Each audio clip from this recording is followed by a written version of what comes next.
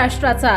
नमस्कार, मी गौरी। संध्या लाईव्ह मध्ये आपलं सगळ्यांचं स्वागत। आंबेगाव तालुक्यातील थोरांदळे गावामध्ये धक्कादायक घटना उघडकीस आली असून दरोड्याच्या उद्देशाने आलेल्या अज्ञात चोरट्यांनी एका वृद्धाचा निर्गुण खून केल्याची घटना समोर आली आहे।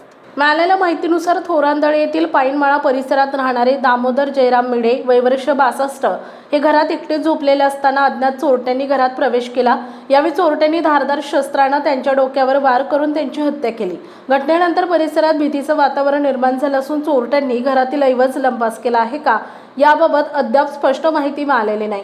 सकाळी ही घटना उघडकीस आल्यानंतर ग्रामस्थांनी मोठ्या संख्येने घटनास्थळी गर्दी केली। या प्रकरणाची माहिती मिळताच पोलीस घटनास्थळी दाखल झाले असून पंचनामा करून पुढील तपास सुरू करण्यात आलाय। आरोपींचा शोध घेण्यासाठी पोलीस पथके रवाना करण्यात आली असून लवकरच आरोपींना अटक करण्यात येईल असा विश्वास मंचर पोलीस स्टेशनचे पोलीस निरीक्षक श्रीकांत कंकाळ आणि पोलीस सहकारी यांच्याकडून व्यक्त करण्यात आलाय। दरम्यान या घटनेमुळे आंबेगाव तालुक्यात खळबळ उडाली असून नागरिकांमध्ये भीतीचे वातावरण निर्माण झालंय।